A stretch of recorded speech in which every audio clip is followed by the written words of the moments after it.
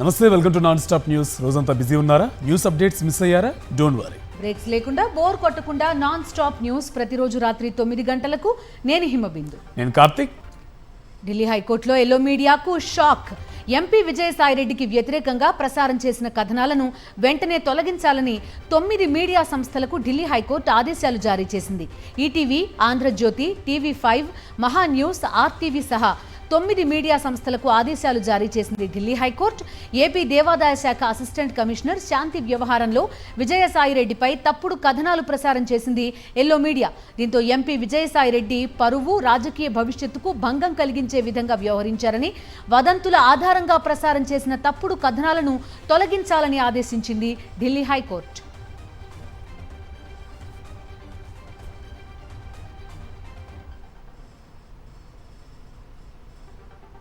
Delhi high court ఏమని ఆదేశాలు ఇచ్చింది? పూర్తి డీటెయిల్స్ అడుగుదాం. మా ఢిల్లీ కరెస్పాండెంట్ వెంకటేష్ ఫోన్ లైన్లో ఉన్నారు. వెంకటేష్, చెప్పండి. వైఎస్ఆర్ కాంగ్రెస్ పార్టీ రాజ్యసభ పక్ష నేత విజయసాయిరెడ్డి పరువుకు భంగం కలిగించే విధంగా ప్రసారం చేసినటువంటి మీడియా సంస్థలపైన ఢిల్లీ హైకోర్టు తీవ్ర ఆగ్రహం వ్యక్తం చేసింది. విజయసాయిరెడ్డి సంబంధించినటువంటి ఈ కథనాలను వెంటనే తొలగించాలని ఢిల్లీ హైకోర్టు ఆదేశాలు ఇచ్చినటువంటి పరిస్థితి. వెంటనే ఇటు ఈనాడు గాని, ఆంధ్రజ్యోతి, అలాగే మహా న్యూస్, ఆర్టీవీ లాంటి సంస్థలన్నీ కూడా అందులో కొన్ని ప్రసారం చేసినటువంటి వీడియోలు కానీ, అలాగే కంటెంట్ కు సంబంధించినటువంటి విషయాలన్నింటిని వెంటనే డిలీట్ చేయాలని, లేదంటే ఆ యాక్సెస్ ను పూర్తిగా బ్లాక్ చేయాలని కూడా ఆ మీడియా సంస్థలకు ఆదేశించింది. అలాగే ఎంపీ పరువు ప్రతిష్టకు భంగం కలిగించే విధంగా వివరించినటువంటి నేపథ్యంలో ఎలాంటి సాక్ష్యాధారాలు లేకుండా తప్పుడు కథనాలు ప్రసారం చేశారని తీవ్రమైనటువంటి ఆగ్రహం వ్యక్తం చేసింది.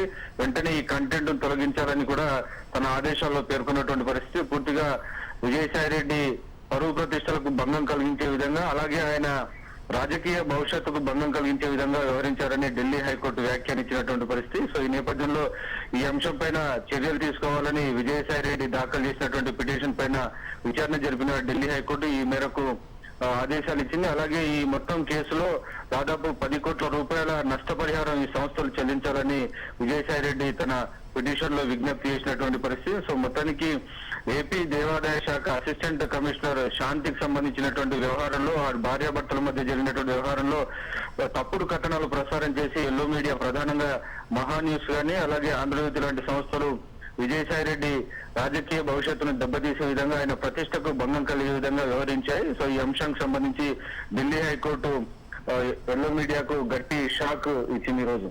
ఓకే వెంకటేష్. ఉమ్మడి విశాఖ జిల్లా నేతలతో వైఎస్ జగన్ వరుస సమావేశాలు నిర్వహిస్తున్నారు. ఇవాళ మాడుగుల నియోజకవర్గ జెడ్పీటీసీ, ఎంపీటీసీలతో భేటయ్యారు. స్థానిక సంస్థల ఎమ్మెల్సీ ఎన్నికపై దిశానిర్దేశం చేశారు. బొత్స సత్యనారాయణ గెలుపు కోసం కృషి చేయాలని సూచించారు. ఇక వైఎస్ఆర్సీపీ హయాంలో ప్రతి ఇంటికి జరిగిన మంచి ఎక్కడికి పోలేదన్నారు వైఎస్ జగన్. మళ్లీ ఎన్నికలు వచ్చేసరికి ఈ మంచే తమకు శ్రీరామ రక్ష అన్నారు. చంద్రబాబు ప్రజలకు ఆశ చూపి మోసం చేశారని, విద్యా వ్యవస్థను పూర్తిగా నిర్వీర్యం చేస్తున్నారని మండిపడ్డారు. ఏపీలో రెడ్ బుక్ రాజ్యాంగం నడుస్తోందని ఫైర్ అయ్యారు వైఎస్ జగన్.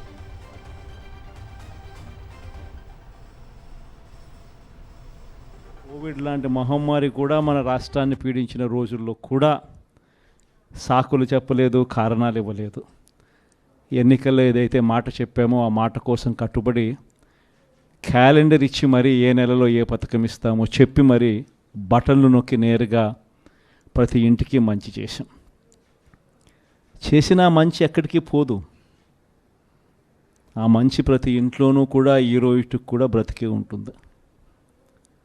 నెక్స్ట్ ఎన్నికలు వచ్చేసరికి మనం చేసిన ఈ మంచే, చంద్రబాబు నాయుడు చేసిన ఈ మోసమే ఒక కోపంగా మారుతుంది. ఎందుకనంటే చంద్రబాబు నాయుడు గారి క్యాంపెయిన్ కూడా మనం చూసాం.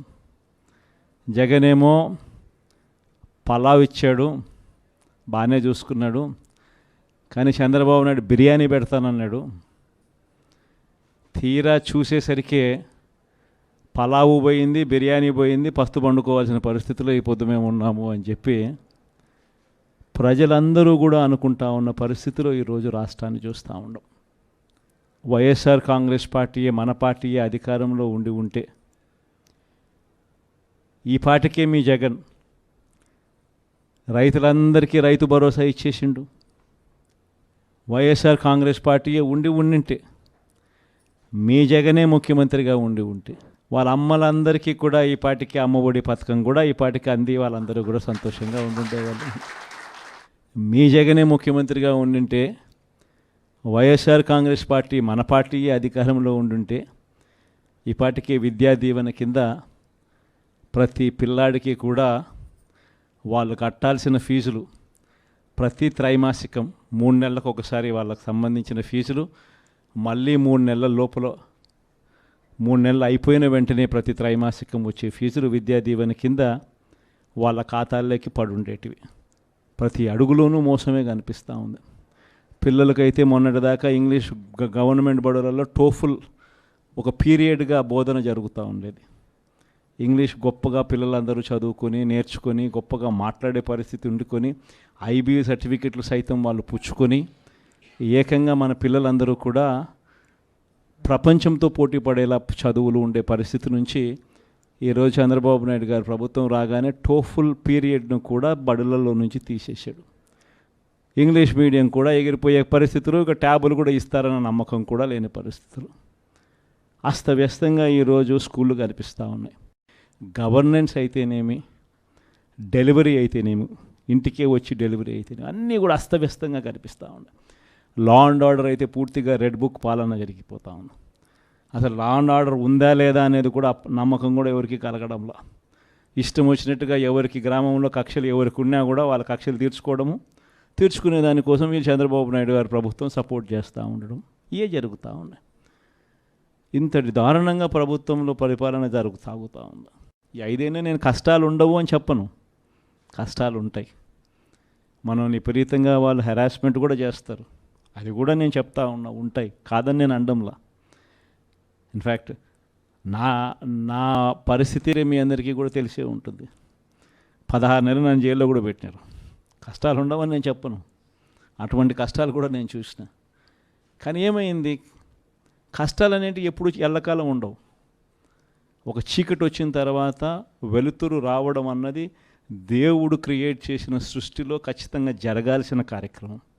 కాబట్టి కష్టాలు ఎక్కువ రోజులు ఉండవు. ఒక రాత్రి వచ్చిన తర్వాత ఒక పగలు రాక తప్పదు. ఈ 5 ఏళ్ళు కూడా కన్ను మూసుకుంటే అయిపోతుంది. ఎన్ని కష్టాలు వచ్చినా మళ్ళీ 5 ఏళ్ళకి 2029లో మళ్ళీ మనమే వస్తాం.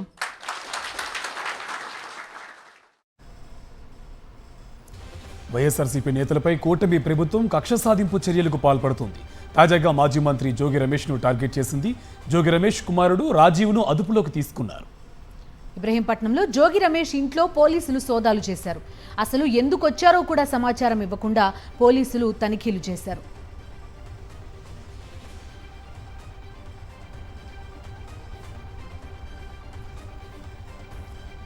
ప్రభుత్వం కక్ష సాధింపు చర్యలకు పాల్పడుతోందన్నారు మాజీ మంత్రి జోగి రమేష్.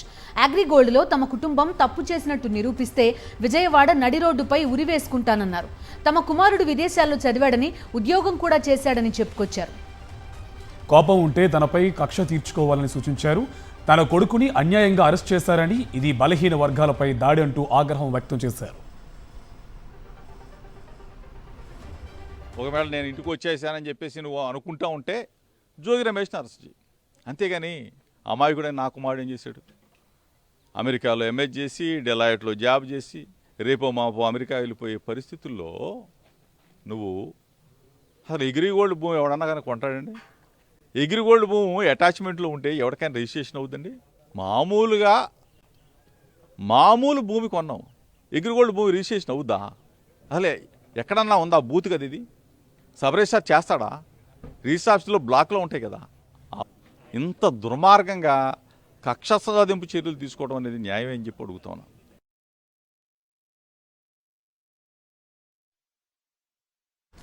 కూటమి ప్రభుత్వం కక్ష సాధింపులకు పాల్పడుతుందన్నారు మాజీ మంత్రి పేర్ని నాని. ఏ తప్పు చేశారని జోగి రమేష్ కుమారుణ్ణి అరెస్ట్ చేశారని ప్రశ్నించారు.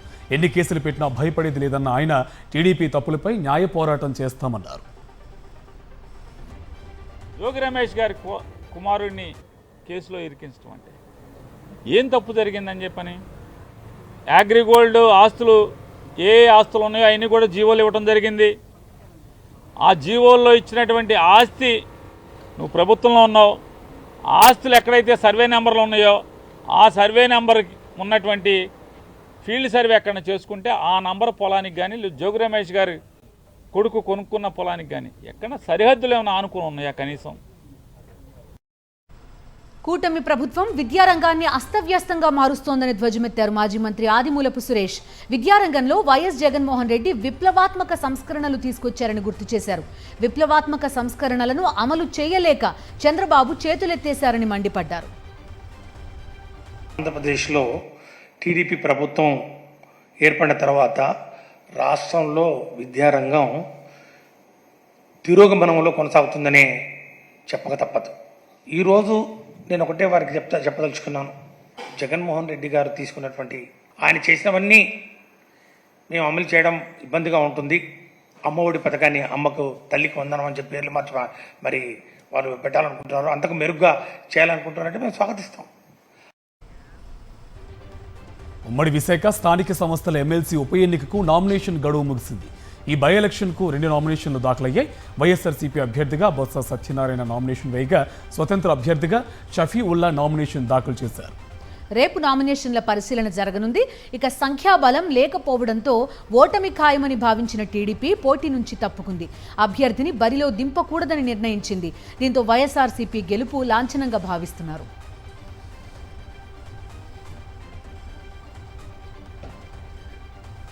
ఎంబీబీఎస్ కన్వీనర్ కోటాలో ఈడబ్ల్యూఎస్కు 10% సీట్ల కేటాయింపుపై స్టే ఇచ్చింది AP high court. MBBS convener quota సీట్లలో 10% సీట్లను కేటాయిస్తూ ప్రభుత్వం జీవో ఇచ్చింది. దీన్ని హైకోర్టులో సవాల్ చేశారు వైద్య విద్యార్థులు. విచారణ జరిపిన హైకోర్టు రాష్ట్ర ప్రభుత్వం జారీ చేసిన జీవోపై స్టే విధించింది.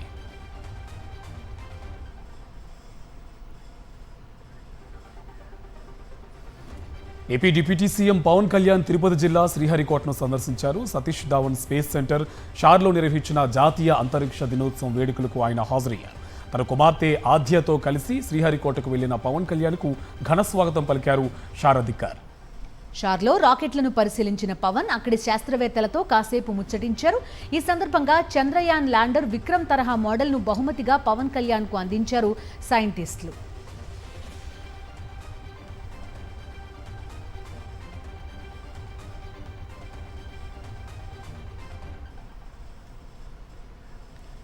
కూటమి ప్రభుత్వం మరో కక్ష సాధింపు చర్యకు పాల్పడింది. కాకినాడ రూరల్ కరప సచివాలయంలో పైలాన్ స్వరూపాన్ని మార్చేశారు.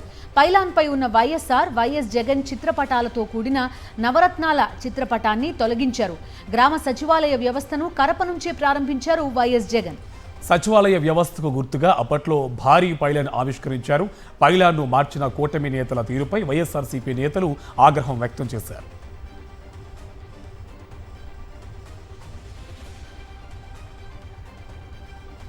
అనకాపల్లిలో కూటమి నాయకులు ప్రజలను పీడిస్తున్నారు. బౌలువాడ పంచాయతీ రిక్షా కాలనీలో వెంకట శివ అనే యువకుడిపై జనసేన నాయకుడు వియ్యపు యేసు కత్తితో దాడి చేశాడు. స్నేహితులతో కలిసి వచ్చిన వియ్యపు యేసు దౌర్జన్యం చేశాడు. బాధితుడు శివ ప్రస్తుతం ఆసుపత్రిలో చికిత్స పొందుతున్నాడు.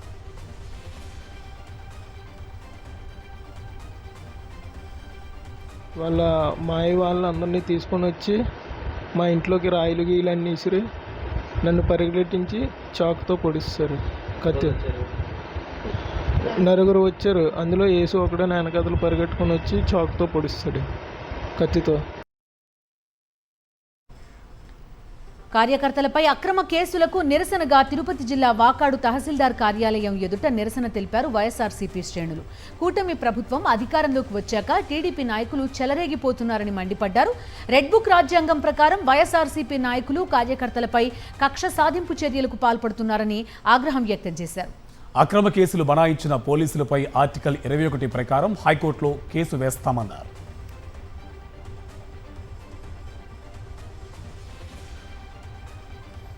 సీతారామ ప్రాజెక్టును 2026 నాటికల్లా పూర్తి చేస్తామన్నారు మంత్రి ఉత్తమ్ కుమార్ రెడ్డి. నెల 15న సీతారామ ప్రాజెక్టు పంపులను సీఎం రేవంత్ రెడ్డి ప్రారంభిస్తారని తెలిపారు. ఇరిగేషన్ వ్యవస్థను బీఆర్ఎస్ నాశనం చేసిందని మండిపడ్డారు. 1.81 కోట్లు ఖర్చు చేసి కొత్త ఆయకట్టుకు నీరు ఇవ్వలేదన్నారు.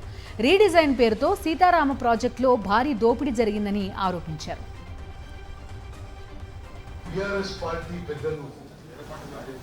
వాళ్ళ హ్యాంలో ఇరిగేషన్ శాఖ ని ఇరిగేషన్ ప్రాజెక్ట్ ని నాశనం చేయడమే కాకుండా మేము దాన్ని సరి చేయడానికి ప్రయత్నం చేస్తుంటే ప్రజల్లో ఒక గోబెల్స్ ప్రచారం తీసుకుపోయే నిరంతర ప్రయత్నం. స్వాతంత్ర దిన సందర్భంగా ముఖ్యమంత్రి రేవంత్ రెడ్డి గారి ద్వారా అక్కడ 3 పంపులు కూడా ఆన్ చేయబోతున్నాము. అధికార కాంగ్రెస్ లో ధిక్కార స్వరాలు వినిపిస్తున్నాయి. సీఎం రేవంత్ రెడ్డిపై ఎంపీ బలరాం నాయక్ విమర్శలు గుప్పించారు. సీఎం రేవంత్ రెడ్డి 2 లక్షల వరకు రుణమాఫీ చేస్తానని ఎన్నోసార్లు చెప్పారని, ఇప్పటి వరకు 2 లక్షల రుణమాఫీ కాలేదన్నారు.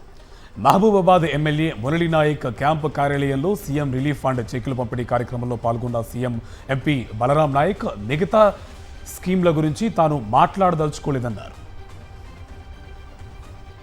ఇవాళ రేవంత్ రెడ్డి గారు ముఖ్యమంత్రి అయిన తర్వాత 2 లక్షల రుణమాఫీ చేస్తారని వాళ్ళు ఎన్నో అన్నారు, అది ఇంతవరకు కూడా కాలేదు. ఇవాళ రేవంత్ రెడ్డి గారు ముఖ్యమంత్రి అయిన తర్వాత 2 లక్షల రుణమాఫీ చేస్తారని వాళ్ళు ఎన్నో అన్నారు, అది ఇంతవరకు కూడా కాలేదు. ఎమ్మెల్యే దానం నాగేందర్ హైడ్రా కమిషనర్ ఏవి రంగనాథ్ మధ్య మాటల యుద్ధం నడుస్తోంది. జూబ్లీ హిల్స్ నందగిరి హిల్స్ లో ప్రహరీ గోడ కూల్చివేత వ్యవహారం ఇద్దరి మధ్య చిచ్చురేపింది. ప్రహరీ గోడ కూల్చివేత అంశంపై దానం నాగేందర్ పై కేసు నమోదు చేశారు.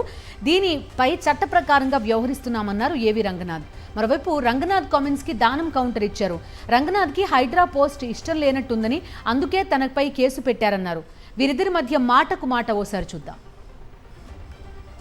అది పార్క్ ఏరియా ఉంది, అది కూడా మీకు చూపిస్తాం పీపీటీలో ఎట్లా ఉంది పార్క్ అనేది. అది పార్క్ ఏరియా, దాన్ని వీఆర్ ట్రైంగ్ టు సెక్యూర్. అక్కడ Nandagiri hills cooperative society, Nandagiri hills సొసైటీకి అక్కడ ఉన్న బస్తీకి we are not in to those things. వాళ్ళకి సంబంధం, మాకు సంబంధం లేదు. మేమేంటి, మా పార్క్ అది ఏ పార్క్ అయితే దాని ఎక్స్టెంట్ ఉందో దాన్ని we are trying to secure. Yes, Nandagiri hills వాళ్ళు అక్కడ వాళ్ళ హెల్ప్ ఎట్లా తీసుకున్నాం, మిథిల కాలనీలో తీసుకున్నట్టే, ఇతర కాలనీస్లో తీసుకున్నట్టే వాళ్ళని ఫెన్సింగ్ వేయడానికి వరకే తీసుకుంటాం. కానీ వాళ్ళని ఎంకరేజ్ అయితే కనుక వాళ్ళని ఎందుకు ఊరుకుంటాం, వాళ్ళని ఎవరిని ఊరుకోం. అది ఏంటంటే we are trying to secure that land. Securing of the ల్యాండ్లో చాలా చోట్ల కూడా మేము we are taking the help of the local public. వాళ్ళు ముందుకు వస్తున్నారు చాలామంది. సో అట్లా భాగంగా చేసింది ఇది కూడా. సో అంతేగాని నందగిరి హిల్స్ వాళ్ళకి ఎవరు వాళ్ళకేదో నాకేదో వాళ్ళకేదో ప్రత్యేకమైన అనుబంధం ఉందని మొన్న ఎక్కడో చూసినప్పుడు నా వాళ్ళు ఎడవాళ్ళు అర్థం కాలేదు. సరే ఓకే, ఎన్ని మాటలు వస్తుంటాయి ఏది చేసినప్పుడు. ఎవరికో నందగిరి హిల్స్ సొసైటీ వాళ్ళకి ఏదో వాళ్ళతో మేము కుమ్మక్కయ్యి వీళ్ళని మేమెందుకు వెళ్తాం ఇట్లాంటి వాటిల్లో. వీళ్ళు never do all those things. అట్లాంటివి జరగదు. మేమంటాం మీ ఇద్దరి మధ్యలో పంచాయతీ మీది వేరు. మేము we want our land to be protected. Park is that is a government asset. That's a government public asset అన్నమాట. It's not any Nandagiri hills వాళ్ళకి సంబంధించింది కాదు, ఈ బస్తీ వాళ్ళకి కాదు. కొంతమంది ఆఫీసర్లకు కొన్ని ఉద్యోగాలు ఇష్టం ఉండదు. ఇదంతా ఏంటంటే ఇలాంటి ఉద్యోగం ఇష్టం లేక ఇక ఇట్లాంటి పనులు చేస్తే మమ్మల్ని తీసేసి ఇంకా మంచి ఉద్యోగం ఇస్తారని ప్రయత్నం చేస్తారు. కాబట్టి ఆ ప్రయత్నంలో భాగంగా మా మీద కూడా కేసు పెట్టిరేమో, సంతోషమే, దాన్ని వెల్కమ్ చేస్తాం. మా మీద ఇంతకుముందు గతంలో మేము ప్రజా వ్యతిరేక విధానాలకు పోరాడినాం. అప్పుడు చేసినప్పుడు 190 కేసులు ఉండే నా మీద. ప్రజా వ్యతిరేక విధానాలు, తెలుగుదేశం పార్టీకి వ్యతిరేకంగా పోరాడినాం. ఇది కూడా ప్రజా సమస్యల మీద పోరాడుతున్నాం. ఇంకా 10 కేసులు పెట్టుకున్నా నేను భయపడను. ఇలాంటి ఆఫీసర్లు ఇంతమంది చూసినా ఇంతమంది పోయి నా ముందుకెచ్చి నేనేం కేర్ చేసేది లేదు. కాకపోతే మేము ప్రజాప్రతినిధిగా నా బాధ్యతగా నేను పోయే రైట్ నాకు ఉంది. ఎందుకు వచ్చామని అడిగే అధికారం వాళ్ళకి లేదు. నార్సింగి డ్రగ్స్ కేసులో మస్తాన్ సాయి అరెస్టు తర్వాత సంచలన విషయాలు వెలుగులోకి వస్తున్నాయి. డ్రగ్స్ వినియోగిస్తున్న వారి కొత్త పేర్లు బయటకు వస్తున్నాయి. మస్తాన్ సాయిని విచారిస్తున్న పోలీసులకు మైండ్ బ్లాంక్ అయ్యే విషయాలు తెలుస్తున్నాయి. హైదరాబాద్లో డ్రగ్స్ సప్లై, కస్టమర్స్ వ్యవహారంపై మస్తాన్ సాయిని ప్రశ్నిస్తున్నారు పోలీసులు. విచారణలో మస్తాన్ సాయి స్నేహితురాలు ప్రీతి వ్యవహారం బయటపడింది. ఉదయ్ అనే వ్యక్తితో కలిసి ప్రీతి డ్రగ్స్ తీసుకుంటున్న వీడియోలు సోషల్ మీడియాలో హల్చల్ చేస్తున్నాయి. అమ్మాయిలతో అసభ్యంగా ఉన్న ఫోటోలు, వీడియోలు మస్తాన్ సాయి రికార్డ్ చేశారు. డ్రగ్స్, గంజాయి సేవిస్తున్న సమయంలో వీడియోలు తీసుకున్నారు ప్రీతి, ఉదయ్. ఇక మస్తాన్ సాయి ఫోన్ చాటింగ్లో ప్రీతి గురించిన కీలక విషయాలు బయటకొచ్చాయి.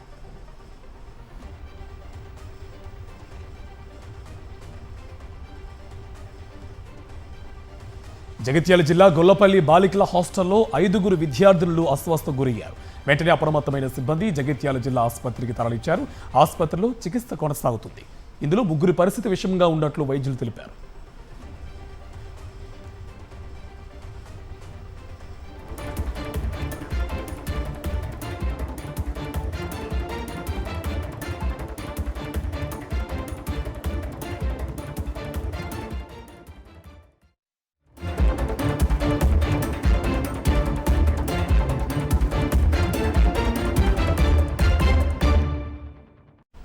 జాతీయ వార్తలు చూద్దాం. దేశవ్యాప్తంగా సంచలనం సృష్టించిన కోల్కతా ట్రైనీ డాక్టర్పై లైంగిక దాడి హత్య కేసు విచారణను సిబిఐకి బదిలీ చేసింది కోల్కతా హైకోర్టు. వెంటనే కేసు పత్రాలను కేంద్ర దర్యాప్తు సంస్థకు అప్పగించాలని పోలీసులను ఆదేశించింది. ఘటన తర్వాత RG Kar medical college hospital యాజమాన్యం వ్యవహరించిన తీరులో లోపాలున్నాయని పేర్కొంది హైకోర్టు ధర్మాసనం. స్వతంత్ర దర్యాప్తు కావాలని బాధిత తల్లిదండ్రులు కోరుకుంటున్నారని, ఇందులో న్యాయం ఉందని వ్యాఖ్యానించింది కోర్టు.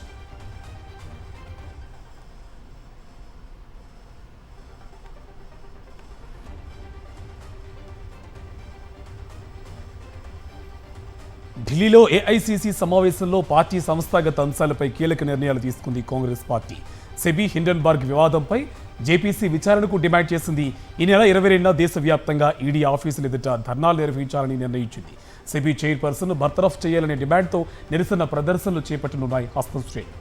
కులగణన, ఎంఎస్పీకి చట్టబద్ధత, ధరల పెరుగుదల నియంత్రణ, అగ్నిపథ్ స్కీమ్ రద్దు, రైల్వే ప్రమాదాల నిరోధం డిమాండ్లతో ప్రజల్లోకి వెళ్లాలని కాంగ్రెస్ నేతలకు దిశానిర్దేశం చేశారు పార్టీ అధ్యక్షుడు మల్లికార్జున ఖర్గే.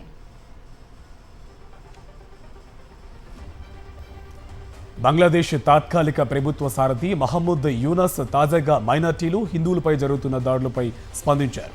ప్రజలందరి హక్కులు సమానమేనని, అందరూ ఓపిక వహించాలని విజ్ఞప్తి చేశారు. ఢాకేశ్వరి ఆలయాన్ని సందర్శించి పూజలు చేశారు. బంగ్లాదేశ్ పూజా ఉద్యాపన్, మహానగర్ పూజా కమిటీలు సహా పలు హిందూ సంఘాల ప్రతినిధులతో మాట్లాడారు మహమ్మద్ యూనస్. దేశ ప్రజలంతా ఐకమత్యంగా ఉండి కలిసికట్టుగా పోరాడాలన్నారు.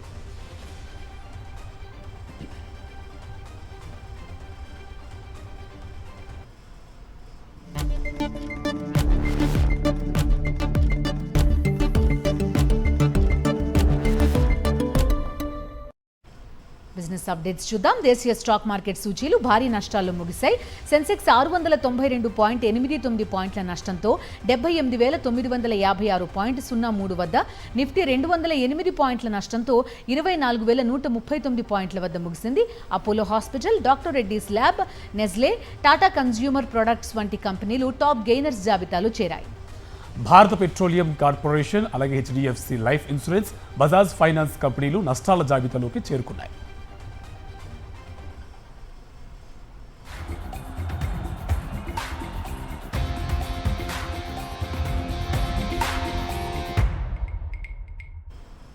ప్యారిస్ ఒలింపిక్స్లో భారత యువ రెజ్లర్ అమన్ సెహ్రావత్ 57 కిలోల విభాగంలో ఉడుంపట్టు పట్టి కాంస్య పథకం సాధించారు. సెమీస్లో గెలిచి ఫైనల్కు చేరుతాడని భావించినా ఓడిపోయారు. కాంస్య పథకం మ్యాచ్లో 13-5తో దరియన్ టోయ్ క్రజ్ను ఓడించారు. అయితే కాంస్య పథక పోరుకు ముందు అమన్ 3.5 కిలోల బరువు పెరిగాడట. ఈ విషయాన్ని అతడే స్వయంగా వెల్లడించారు. బరువు తగ్గించుకోవడం కోసం రాత్రంతా కసరత్తులు చేసి ఒక్క నిమిషం కూడా నిద్రపోలేదని తెలిపారు. ఒలింపిక్స్లో వ్యక్తిగత పథకం గెలిచిన అతి పిన్న వయసున్న భారత అథ్లెట్గా అతను చరిత్ర సృష్టించాడు.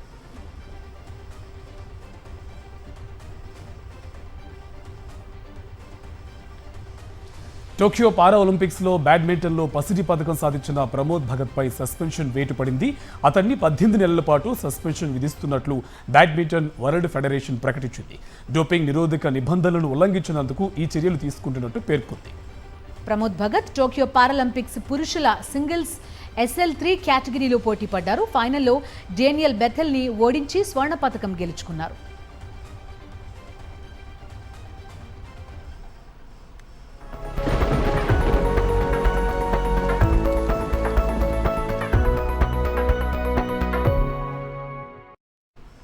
దేశవ్యాప్తంగా ప్రధాన నగరాల్లో ఇవాళ నమోదైన ఉష్ణోగ్రతల వివరాలు చూద్దాం.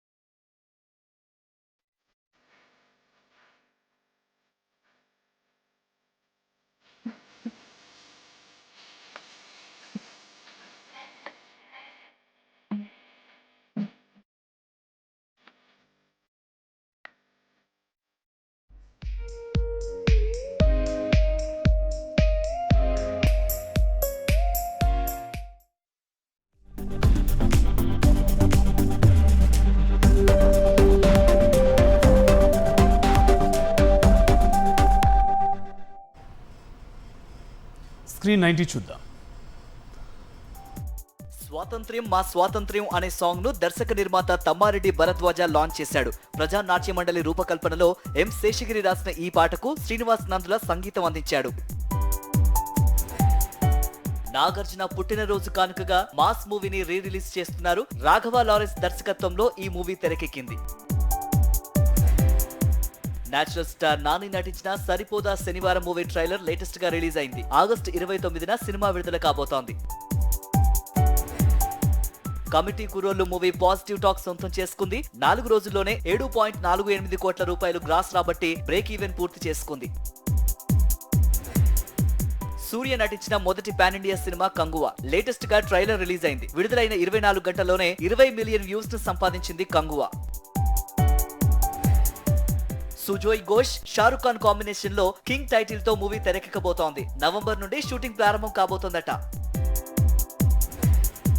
కంగనా రనౌత్ స్వీయ దర్శకత్వంలో రూపొందిన చిత్రం ఎమర్జెన్సీ. ఈ మూవీ ట్రైలర్ 14వ తారీఖున విడుదల కాబోతోంది. శుక్రవారం విడుదల కావాల్సిన 35 చిన్న కథ కాదు మూవీ వాయిదా పడింది. కొత్త రిలీజ్ డేట్ ని మేకర్స్ తొందరలో ప్రకటించబోతున్నారట. ఇవి నాన్ స్టాప్ న్యూస్ డీటెయిల్స్.